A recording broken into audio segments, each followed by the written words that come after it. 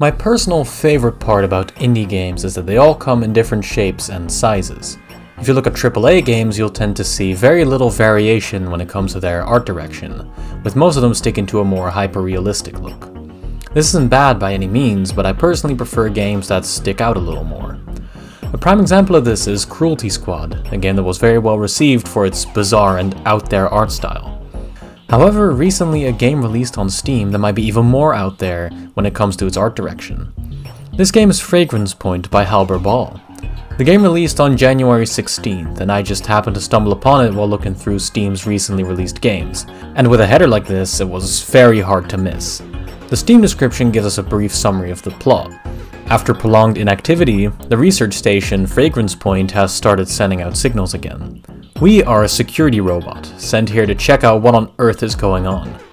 Well, without further ado, hi, I'm Goop, and today I would like to invite you to join me to figure out what went wrong at Fragrance Point.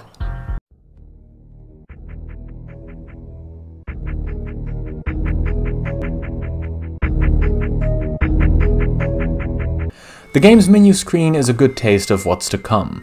We see a colourful pink background, a futuristic font, and the cursor is this really weird green hand. Since the hand doesn't belong to the protagonist, it might belong to the person piloting it, or at least setting it up. Seeing as the robot is sent from Earth, this could mean that either a new species has replaced humans, or humans have evolved to the point they turned green. The game opens with a cutscene where the protagonist is being put together, after which a basic movement tutorial follows. It's worth noting the strange character design of the protagonist. The design has a lot of sections, sharp edges, and twists in its hull. This could be a reference to how many strange paths you can take in the game. However, the most interesting part of the character is the big heart that functions as its head. Whether the protagonist has a big heart in the figurative sense, however, is up to the player's choices. As we complete the main tutorial, we are given a voice box that allows us to communicate. However, the robot can't say anything comprehensible and simply squeaks. We're also given a bunch of lipstick, which we use to break free from the console and allows us to explore the station. After we move through this hallway with a bunch of strange moving symbols on the wall, we enter a space shuttle, and finally arrive at the Fragrance Point. As we step out of the train, we see two small robots. One of the robots tells us to leave him alone as he's busy with important research. However, he's missing a wheel and is simply spinning in circles. The other robot calls us an intruder, but welcomes us nonetheless, despite being a security robot. I think they might suck at their job. As we proceed, we encounter strange pink balls, which are called gunk. As you collect gunk, a little ball on the top right of the screen fills up, which is useful for a device that we will cover later. As we continue our path forward, we encounter some sort of railway station, with two worms operating the trains. The worms welcome us to the Fragrance Point, and also tell us that the station was abandoned when they found it, and they've since been renovating it. It's worth noting that the worms have a speech bubble with a worm inside of it when they speak, possibly meaning that they are speaking their own worm language that we can somehow understand. Since I couldn't enter the train, I ended up walking through the subway tunnels until I ended up in a big lobby area. Here there were once again two worms, and also a strange crocodile-like creature. This creature tells us that he's looking for a job here on the Fragrance Point. I tried to open his suitcase to see what he was bringing, but I had no luck. The worms tell us that there's a party tonight in the park, and that there's a map here. The layout of the Fragrance Point is quite simple. The station is shaped like a triangle with a large room in each corner, connected by colorful and twisty corridors. Each of these large rooms connect to a few smaller rooms, but I'll talk about those when we get there. After committing several acts of vandalism, I went into another room with a big hole in the floor. At the bottom there was a strange plant-like creature who wants to dress up, but doesn't have access to the clothes in the room because the doors are locked. There's a gate leading back to the main railway station, which was closed before. After I made my way back up, the worms in the lobby had some different dialogue. One worm tells us the station is operating entirely on an antique brain core, whatever that is. The other worm tells us not to worry about the robots and they don't understand their programming. This means the robots were not made by the aliens currently inhabiting the Fragrance Point, and are instead made by someone else way before the aliens arrived. As I exited the lobby, I arrived at the first major room. This room had two smaller rooms on the right, one with glass doors and a strange creature attached to it, while the other is open and leads to the studio. On the left is a strange contraption and another plant-like alien admiring it, saying he's fascinated by the station's primitive machinery. Next to the contraption is also a big red button, one that will be important later. The machine itself serves as a garbage disposal where you can lose your gunk. Upon filling the machine up entirely with gunk, you get the opportunity to shoot it into space, like fireworks. After hanging out with the plant alien, I went to one of the doors on the right, the one leading to the studio. The receptionist or producer welcomes us to the studio and offers us a job as a test watcher, since they don't know their audience very well. Through the glass we can see the broadcast, featuring what looks like a bunch of spiky avocado people doing various tricks. However, as of right now, there was nothing for me to do here. As I exited the studio and went into one of the main corridors, I encountered yet another strange machine. This one looked like a starfish and had two big lips on one side. The machine was on wheels, so I decided to push it. After pushing it for a little while, I bumped into another machine, also with big lips, and giving it a big kiss. Very silly. At the end of the corridor, I encountered yet another room. On the right of the room, we see a breach in the wall, where a lot of fleshy material had broken through. In the middle of the wall is another strange contraption, seemingly pushing this weird brain substance back into the wall. There was also another weird flower alien and his spaceship. He asks us for help to collect his employees, who are scattered around the station. These employees are called Lil Whims, and there are 9 of them scattered throughout the game in secret locations.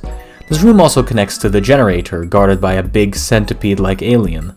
He doesn't seem very good at his job, however, and just gives us a friendly greeting, letting us right in. In the generator is a small robot, pulling 2 big levers, telling us he can't let us in since he's busy pulling the levers. In the generator room is also a big door that is sadly inaccessible right now, as I needed a coin to get in. After that I went to the final major room, one that connected to the park and the sewers. In the park there are several different trampolines. One of them had a large fly on it, telling us he's not sharing the trampoline, that his hairy legs need exercise. There's another plant-like alien on a different trampoline, but he didn't feel like speaking. In one of the walls is yet another room, once again with a coin slot. Outside of it is an alien named Munkle, who told me I needed a round, flat object to open this door. In the middle of the park is a strange, almost insectoid alien wearing some sort of VR headset. When trying to converse with the creature, the little butterfly on its nose instead speaks to you, saying that the creature can't hear you and that it's partaking in a survey for the show that we saw being broadcast in the studio. As long as the show is on, he will not speak to us. There's also 3 smaller plant aliens who only talk about how they are excited for the party. As I exited the park, a strange vehicle had arrived in the room. Outside of it was a strange robot carrying a cage of strange spider creatures. However, I spooked him, and he dropped the spider creatures, who ended up destroying the vehicle and freeing all the creatures on board of it. The creatures are called brain urchins, and the robot asks us to retrieve all of them for him. This meant that for the first time I actually had an objective. The sewers were simply a whole bunch more corridors. After walking for a bit, I ended up finding a lot of the brain urchins. As I dashed into them, they started merging, turning into one big ball of brain urchins. After merging all of them, they started rotting and I obtained my first new item, the seed. The seed is a peculiar item, as it created small green minions for me, who I just decided to call the seed babies. Using one of the seed babies, I was able to escape the sewers, but not before using another one to collect my very first whim. After making it back up to the surface, I decided to return to the studio, which I could now access thanks to the seed babies. After entering the recording room, I decided to commit more acts of vandalism to make sure the broadcast was cancelled, as this would allow me to speak to the strange insectoid creature back in the park. As I exited the studio, I decided to have another word with the receptionist, or the producer, who thankfully told me everything was under control. After this, I went back to the generator, since the little robot was taking a break. I summoned a seed baby to take his place. However, the seed baby didn't have the right expertise to pull the 2 big levers, and ended up destroying part of the generator, allowing us to enter it. The small robot seemed rather chill about all of it, despite being run over by a seed baby. I was now allowed into the generator. The generator looks way bigger from the inside than it looks on the outside. The room is circular with an electric ball in the middle. There's a security robot protecting a door, warning us that the generator is dangerous and that we might get zapped. Behind him is a speech-activated door, but since our speech isn't recognized, the door tells us to buzz off. Around the generator are a bunch of little wind-up robots, but they're only there to admire the lights of the generator. There's also another door, but it was sadly not openable. I tried to collect the electric ball, but it zapped me and I couldn't pick it up. In order to bypass the voice-activated door, I pushed a security robot next to it, then spoke to it. Its reply undid the lock of the door, and I was able to enter the generator's control room, which had a big red button in the middle. As you do with big red buttons, I pushed it, deactivating the generator. This allowed me to pick up the electric ball, granting me my 4th item overall. The ball lets you shoot out electric particles, allowing you to power any machinery you find around the fragrance point. Thanks to this new item, I was able to enter the 2nd floor of the generator. Here I met a sleeping robot resembling a spider. The robot was carrying a small bouncy pad, which allowed me to enter the pipes around the generator, which in turn led to the exit. After I exited, the entire generator exploded, which deactivated the strange contraption, pushing the brain matter back. This allowed us to enter the brain core the worm in the main lobby was talking about. Upon entering, we can actually strike up a conversation with the brain core. He tells us he's been expanding slowly, but that we are bothering him, so I had to leave again. After leaving the brain core, a cutscene played. The camera pans to the lowest floor of the fragrance point, showing a strange bipedal creature. He complains about how many aliens have infested the fragrance point and that the security system must have failed while they were sleeping. After that, he points out that the robot's brain matter has deteriorated and that he will reactivate the brain drill to collect more intelligence. I'll come back to this cutscene and what it means, but for now I wanted to return to the park. Outside of the park, however, I saw the crocodile again. He thought I got a role in the broadcast I destroyed, called Spiny Babies. In the park, I saw that the big insectoid alien had finally moved from the middle of the park. Where he used to be, there was now a big hole, which I dropped into. In the hole, I saw a small centipede-like creature sticking out of the floor. As I dashed into it, it greeted me, telling me it was the first worm. Shortly after, another worm appeared, and then another 2. After I dashed into all 4 worms, a huge worm appeared from the ground. I was worried I would get attacked for bullying the 4 worms, but instead the mother worm thanked us, saying that the worms rarely play with surface dwellers and gives us the 5th item, the worm blade, as a token of friendship. The worm blade allowed me to destroy the crystals on top of the fan in the middle, allowing me to return to the surface of the park. The next place on my list of places to go was the administration, the room next to the studio, since I was now able to access it thanks to the worm blades. However, I got distracted by the noise coming from a fan, which I could also destroy with the worm blades. It took me to yet another corridor. On one end of the corridor was a strange antenna, which I had to push into place. On the other side of the corridor was yet another whim, and also some parkour. After completing the parkour, I came back out to the fashion studio where I found the plant creature was still trying to open the doors. However, thanks to the items I had collected, I could actually open every single door, allowing me to customize 3 different quote-unquote clothing parts. Each of these clothing pieces had a unique UI, one for the knee pads, one for the shoes, and one for the back bling. All of these allowed for the change of colors, shapes of the piece, and even clipping several shapes into each other. After fully customizing my character, the plant creature complimented my outfit and told me that we were ready for a night out. After that, I did finally go to the administration, where the strange creature was still attached to the glass door. After I destroy the glass door he's attached to, he thanks me for freeing him, and warns me not to go inside. I ignored his warning, however, and I entered the elevator to the administration. The administration was a large hallway with 5 doors. As I went through the first door to my right, I saw a whole bunch of treadmills, some being piloted by these weird 4-legged aliens with beaks. Each alien makes a pun about work and moving, like running reports and being chased by deadlines. It appears that whatever job they are doing is completed by running on the treadmill, which seems slightly unethical. This place is probably a very literal metaphor for working yourself to the bone. I wanted to free the poor creatures from capitalism, so I dashed them off the treadmills. All of the birds recommended me to get on the treadmill myself, but I wanted to explore a bit more first. I encountered a strange creature with a box on its head that didn't want to talk to me. However, even when I used the lipstick to destroy the box, he still didn't want to talk to me, so I left him alone. As I kept walking, I saw even more employees. These ones looked like little pink blobs in hamster wheels. I couldn't speak to them while they were working, but after freeing them, they had varying responses. Some of them thanked me for freeing them, while one of them told me that I irreparably damaged his workplace and that I needed to think long and hard about that. When I continued along the path, I saw several TV screens, all playing the same video. The video appears to be a man dressed in gold foil in a room with a lot of gold foil on the walls, playing with gold foil. Maybe this video is supposed to be motivating the workers, showing them they will be as rich as this golden gentleman. After freeing more creatures from the hamster wheels, I encountered this strange wizard man.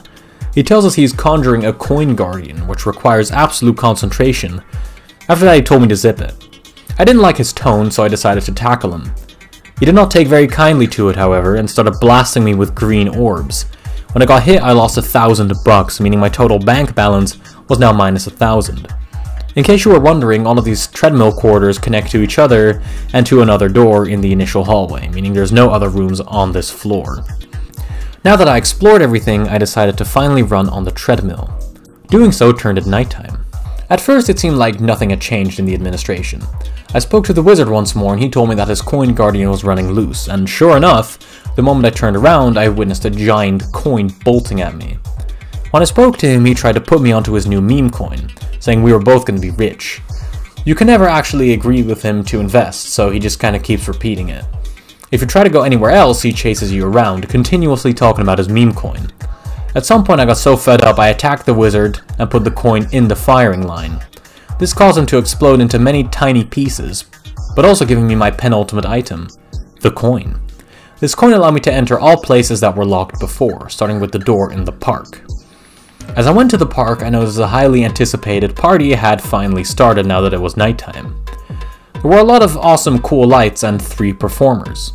The performers seemed a bit disappointed about the location of the party, saying that these aliens would find literally anything entertaining. The 3 plant aliens that were in the park before are now complaining that the party is too much for them, despite complaining about waiting too long before. I also met my big plant-like friend that I met in the clothing room. This time he brought some contact lenses. Since he doesn't have eyes himself, he gave them to me, meaning I could complete my full party outfit. I also saw the big worm mother that gave me my worm blades before, sticking out of the wall. As I climbed on the massive worm, I found another whim and exchanged a couple words with the worm, who was excited that I made it to the party. Most of the other creatures I'd met throughout the game were also at the party, like the robot carrying the brain urchins who told me things weren't so peaceful back in his day, and the producer in the studio, who was letting off some steam. After making small talk with the aliens, I went to the locked door, which I could indeed open with my coins. When the doors opened, I saw a bunch of pee flowing down from the walls. The tile pattern on the walls made me think that this was the Fragrance Point's bathroom, and the creature I encountered here proved that point rather quickly. The other doors in the bathroom led to mostly empty doors except for these beetles, which kinda just chilled next to the Whim Hive when I picked them up. I left the party early and went back to the generator to go to the final locked door. As I opened it, I found myself in a strange pool with 2 little eye stalks sticking out. This creature was called the Snail according to the Steam achievements. The Snail told me he was excited for the party, but he forgot his clothes. He requested me to fetch him his clothes, which were some strangely shaped items laying around the generator. After I put in 2 items, the Snail asked for another 3, and opened the door I couldn't open on my first visit to the generator. I also encountered the insectoid alien and his butterfly buddy playing some cool games. After pushing all 5 clothing pieces into the puddle, which was easier said than done, the Snail was finally fully dripped out, and then I met him at the party. When he appeared, this strange object appeared in the pool, and when I touched it, there was an awesome sequence.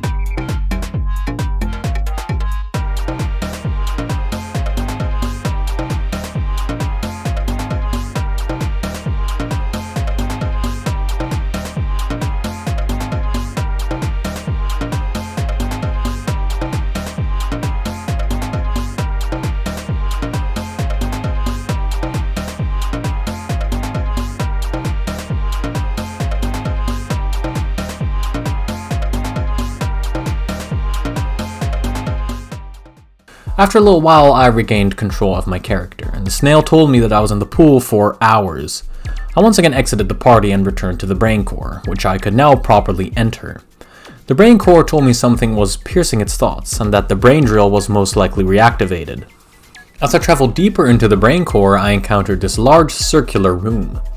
The room had a pretty big dancing alien in the middle of it, but he didn't feel like speaking to me. After that, I encountered a strange tunnel, which kind of tripped me out the first time I traversed through it. The tunnel led to another parkour section. This time I had to travel from platform to platform using these strange repulsing orbs floating between them.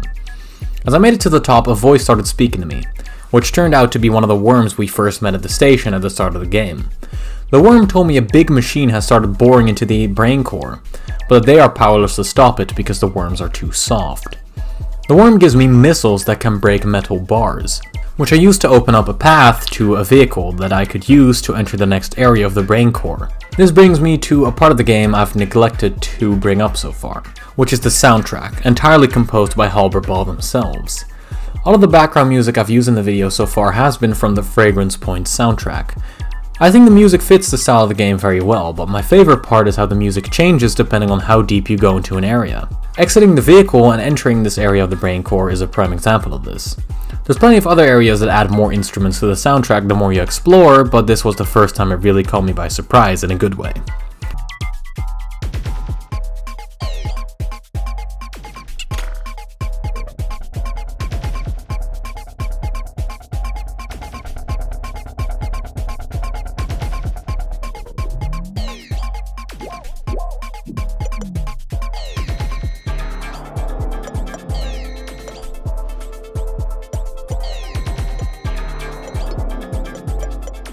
We've now entered the ceiling of the first large room we were in with the dancing alien. There are several circular platforms that we can either destroy or power using the electric balls.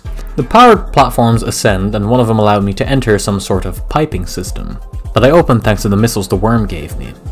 As I proceeded through the pipes, I found more brain urchins, however they had already shriveled up, and there was nothing I could really do with them. After I escaped the piping, I reached another long corridor with more parkour. The platform I landed on had some sort of bridge appearing every couple seconds. The next platform required me to time a jump between two large spinning blades. After doing this 3 times, I finally made it to the brain drill, the device threatening to destroy the entire Fragrance Point and everyone with it. But quickly before that, thanks to the support of my last video, I was actually able to open up channel memberships. So if you want to see updates on future videos and watch them before anyone else does, you can do so for only $2 a month. However, if you want to support me for free, you can just give this video a like and subscribe to the channel. Once again, thank you so much for the love. And now back to the video. The moment I exited the corridor, the camera panned to the brain drill, showing that it actually looks a lot like a creature rather than a machine. Thanks to the platform surrounding the drill, I was able to get inside. It was made up of 4 floors, and I entered through the 2nd floor. In the middle was an elevator, which upon activation took me to the 3rd floor, where I saw a creature. The creature told me the operation was running automatically, even though I can see him pull some levers. On the top floor, I saw the schematics of the drill, with several components of it highlighted. I assumed that these were the parts that I had to destroy, so I started doing exactly that. I destroyed the drill's eyes and teeth, and tackled the little critter actually spinning the drill. On the 3rd floor, I tackled the creature pulling the levers and destroyed the exhausts. Then I sent a seed baby down the exhaust, and I destroyed the strange pump-like device I saw when I first entered the drill. On the bottom floor, I destroyed the piping and spooked the creature lifting weights, causing him to take a break. Finally, I broke through the bottom panel, causing the drill to be destroyed. After I destroyed the drill, a cutscene played with the strange alien that reactivated the drill in the first place. He says that without the drill, he can never get enough intelligence to hold back the aliens, and he decides to retreat. He does so by uploading his consciousness to cyberspace and send it back to Earth, and then destroying the station. After that, we see some sort of escape pod being armed with what I assume is the alien's consciousness, slowly leaving the station. I returned to the room where the dancing alien used to be, however he was missing this time. When I spoke to the brain core, he told me something horrible was happening far below the station. When I exited the brain core, I saw the same security robot that I encountered in the generator. He tells me that he's been instructed to shoot everyone outside, and sure enough, he instantly starts emptying the clip on me. Thankfully, his aim's about as good as that of my rank teammates. In the window on the ceiling, I can see the escape pod of the weird alien ascending, meaning I had to hurry. As I went to the big room connecting to the park, I saw more security robots who started attacking me.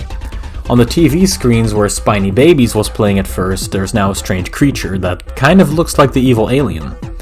I destroyed the security robots, revealing it was really just a little guy on a unicycle, who told me that I made him really mad. When I got to the room connecting to the studio and the administration, I saw more robots that we'd seen before, all of them telling me to get out. I went through the same hole where I destroyed the fan and found a little sewer entrance, which I could destroy with the worm missiles. Upon following this path, I got to a room with some sort of escape pod, which I entered. After pushing a lever, the pod started mobilizing, and I was finally on my way to escape the Fragrance Point. However, after a short while, I got attacked by 2 more security robots, which I had to destroy. One of them required me to destroy his armor using my missiles, after which I could attack his fleshy insides. And one of them required me to flip him so I could destroy the big eye on the bottom of the creature. This actually took me longer than I would like to admit. Upon defeating these two creatures, the escape pod suddenly stopped, which shattered the glass, forcing me to go on foot. I entered another strange corridor, separated in sections thanks to big doors that opened when I got close. However, one of these sections locked down and an alarm went off. Shortly after, the whole room opened up, and these 6 freaky worms in glass containers emerged from the floor. I could not interact with the worms, so I kinda just left them alone.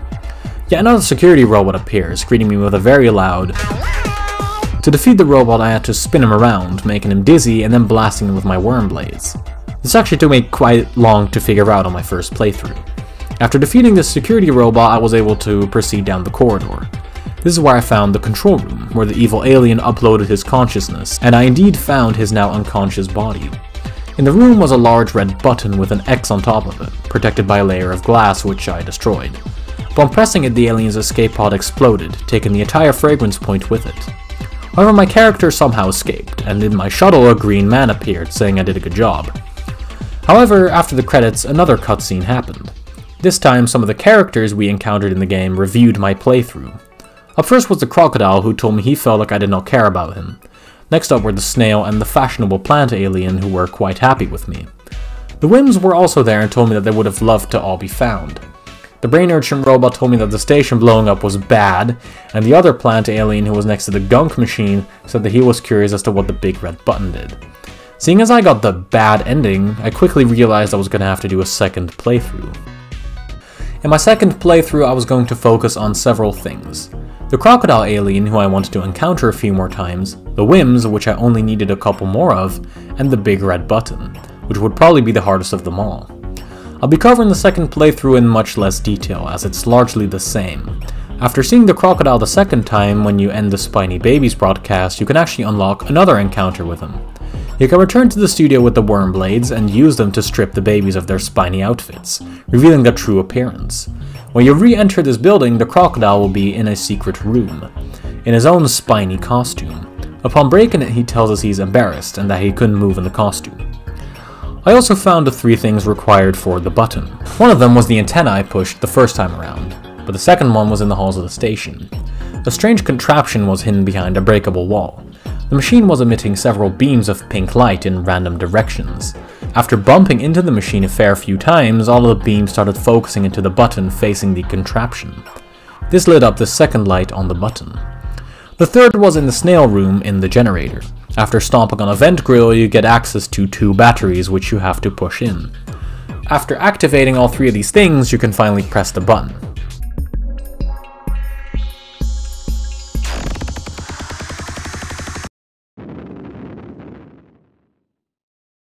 Well, that was kind of anticlimactic. Between this point and my next encounter with the crocodile, I also managed to find every single Whim, and also some bonus things around the hive, which I'm not sure if they were actually important. Then I had my final encounter with the crocodile before the ending. Right outside the park entrance, you can find him with a big telescope, his next business endeavor. When you toss him a coin, you get to look through the telescope, which is pointing to a wall, might I add, and you get to see this beautiful galaxy. However, when you look away, you see the planets are all fake, and the crocodile was actually holding them up. After I exposed him, he started crying, and I actually felt kinda sad for him in this moment. However, I gave him a little pep talk, and he will now convince administration of his talents. To get the good ending, you have to proceed through the game as normal. However, when you get out of the escape pod for the first time, you will notice a familiar crocodilian friend gazing out of the window. He finally got a job he's good at, and they even gave him some badass robot legs. He tells us he's not sure what the monstrous rocket is for, and that he thought the place was peaceful. He also says he has access to the operating room, but he's unsure whether he should exceed his authority for it. Once again, we proceed through the game as normal until we get past the security robot.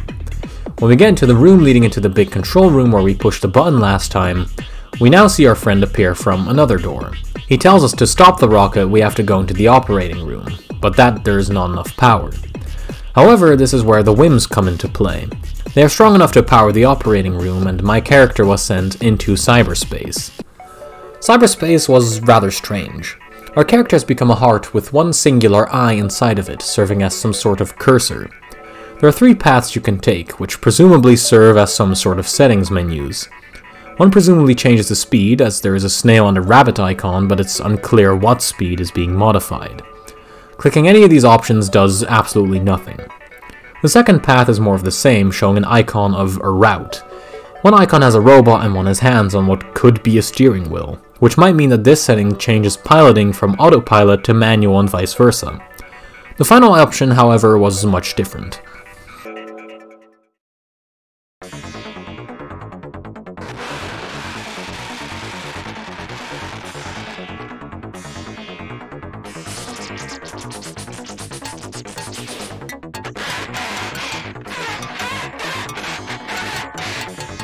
We see what is probably the consciousness of the evil alien in what is essentially the final boss fight of Fragrance Point.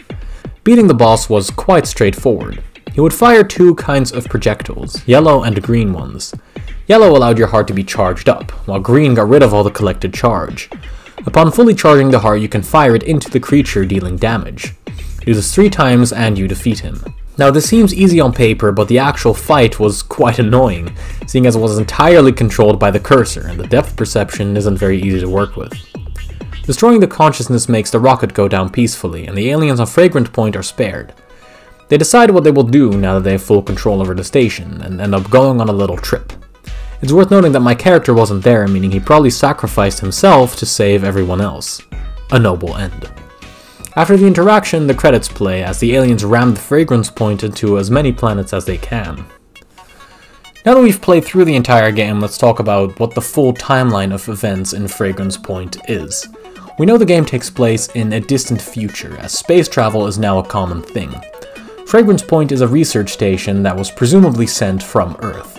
The evil alien we encounter is presumably the head honcho of the Fragrant Point, or used to be at least.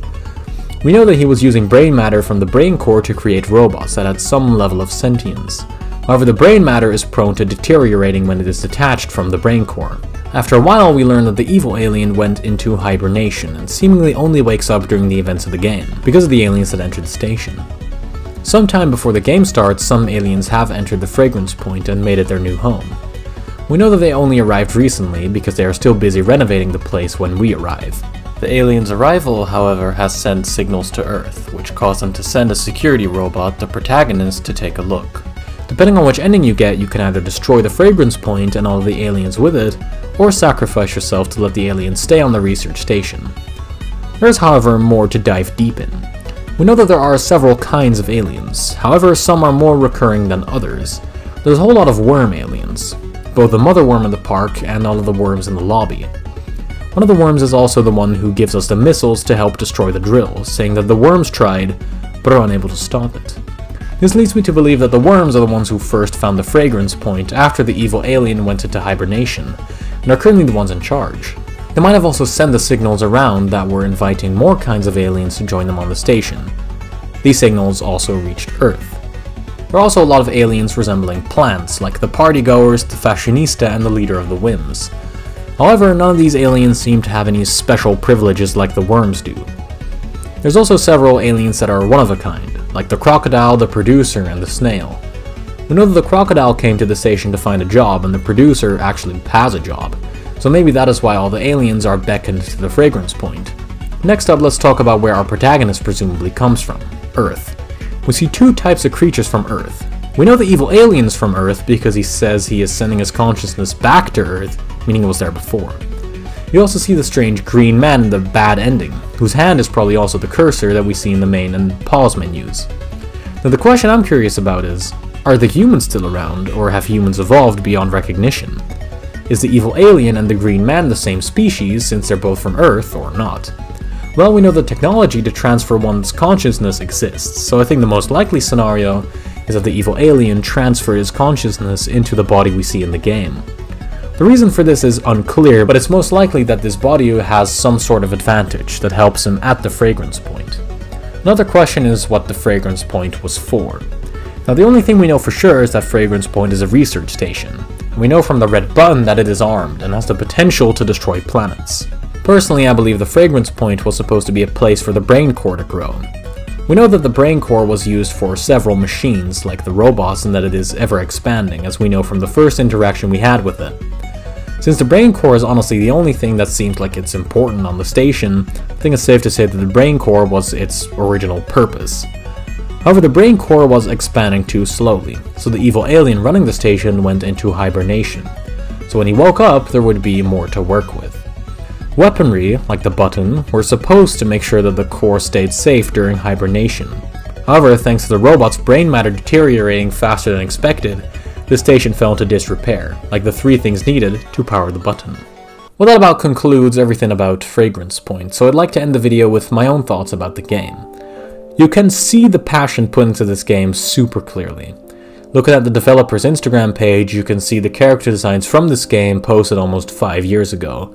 Yeah, this game has been in development for a really long time, or the creator just wanted some sort of outlet for all the artworks they created. Overall, I definitely say that the game is worth what I paid for, and I definitely recommend you give it a shot yourself. That said, thank you for watching, and I hope you enjoyed the video. If you did, please leave a like and subscribe, and I'll see you next time. Goodbye.